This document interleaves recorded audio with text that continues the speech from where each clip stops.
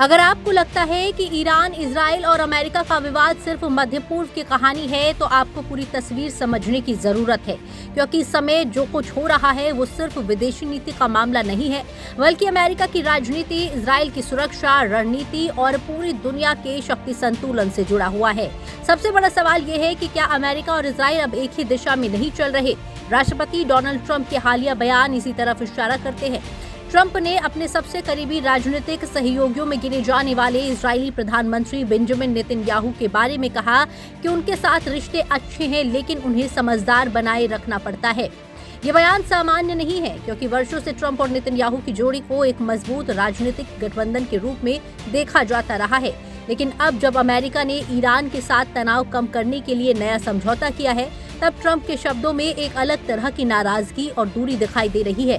Trump का दावा है कि अगर अमेरिका का समर्थन न होता तो इजराइल कई बार मुश्किल में पड़ सकता था। उन्होंने यहाँ तक कहा कि इजरायली नेतृत्व उनकी बात सुनता है और उनके निर्देशों का सम्मान करता है।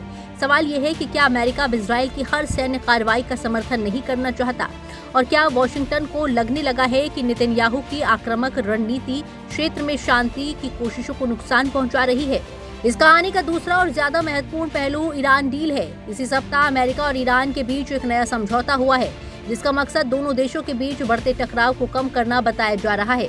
लेकिन यही वो बिंदु है जहां ट्रंप और नेतन्याहू के रास्ते अलग दिखाई देते हैं। इजराइल लंबे समय से ईरान को अपने अस्तित्व के लिए सबसे बड़ा खतरा मानता रहा है।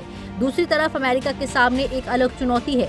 अमेरिका पिछले 2 दशकों में इराक, अफगानिस्तान और मध्य पूर्व के कई संघर्षों में भारी आर्थिक और सैन्य कीमत चुका चुका है। इसलिए ट्रंप खुद को ऐसे नेता के रूप में पेश कर रहे हैं जिसने एक और बड़े युद्ध को टाल दिया। लेकिन इजराइल को डर है कि ईरान के साथ किसी भी तरह की नरमी भविष्य में उसके लिए खतरा बन सकती है। यही कारण है कि लेबनान और क्षेत्र के अन्य हिस्सों में इजरायली सैन्य कार्रवाई लगातार जारी है।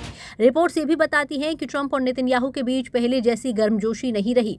फरवरी में दोनों नेताओं ने ईरान को लेकर एक साझा रणनीति बनाई थी, लेकिन बाद में अमेरिका और ईरान के बीच हुई बातचीत में नेतन्याहू को प्रमुख भूमिका नहीं मिली।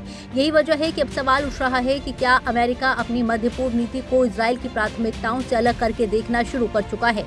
लेकिन इस पूरे विवाद में एक तीसरा किरदार भी है, पूर्व राष्ट्रपति बराक ओबामा। ओबामा ने ट्रंप की नई ईरान नीति पर गंभीर सवाल खड़े किए हैं। उनका कहना है कि अमेरिका फिर उसी जगह लौट आया है जहां से वो वर्षों पहले निकलने की कोशिश कर रहा था, बल्कि हालात शायद उससे भी ज्यादा खराब हो गए हैं। ओबामा की दलील सीधी है। उनका कहना है कि उनके कार्यकाल में 2015 में जो परमाणु समझौता हुआ था वो अभूतपूर्व अंतर्राष्ट्रीय सहयोग का परिणाम था। उस समझौते में यूरोपीय देशों, चीन और कई वैश्विक संस्थाओं की भागीदारी थी। ओबामा का दावा है कि उस डील ने बिना युद्ध किए ईरान के परमाणु कार्यक्रम को सीमित कर दिया था और बड़ी मात्रा में संवर्धित यूरेनियम को हटाने में सफलता हासिल की थी। लेकिन 2018 में ट्रंप ने उस समझौते को एक तरफा खत्म कर दिया। अब ओबामा सवाल पूछ रहे हैं कि अगर पुरानी डील इतनी खराब थी तो उसके बाद दुनिया ज्यादा सुरक्षित क्यों नहीं हुई? उल्टा ईरान की परमाणु क्षमता और बढ़ गई।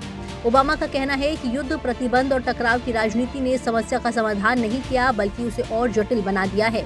यही वो बिंदु है जहां ये बहस सिर्फ ईरान या इजराइल की नहीं रह जाती, बल्कि अमेरिका की राजनीतिक सोच की लड़ाई बन जाती है।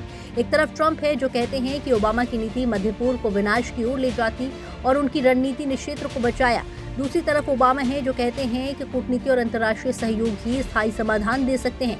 यानी सवाल सिर्फ ये नहीं है कि ईरान के साथ कैसा समझौता होना चाहिए, बल्कि ये है कि अमेरिका दुनिया का नेतृत्व कैसे करना चाहता है, सैन्य ताकत के दम पर या बातचीत और समझौते के जरिए। और यही वजह है कि ट्रंप, नेतन्याहू की बढ़ती दूरी और ओबामा की आलोचना को एक साथ पढ़ना जरूरी है, क्योंकि ये सिर्फ 3 नेताओं की बयानबाजी नहीं है। ये उस बड़े संघर्ष का संकेत है जिसमें तय होगा कि आने वाले वर्षों में मध्य पूर्व में शांति होगी या फिर एक नया टकराव दुनिया को फिर से अस्थिरता की ओर धकेल देगा। फिलहाल युद्ध विराम और समझौते की बातें हो रही हैं, लेकिन असली सवाल अभी भी वही है कि अमेरिका, इजराइल और ईरान एक ऐसी व्यवस्था पर सहमत हो पाएंगे जो लंबे समय तक टिक सके, या फिर ये शांति सिर्फ अगले बड़े संकट से पहले का विराम है। ब्यूरो रिपोर्ट, जी मीडिया।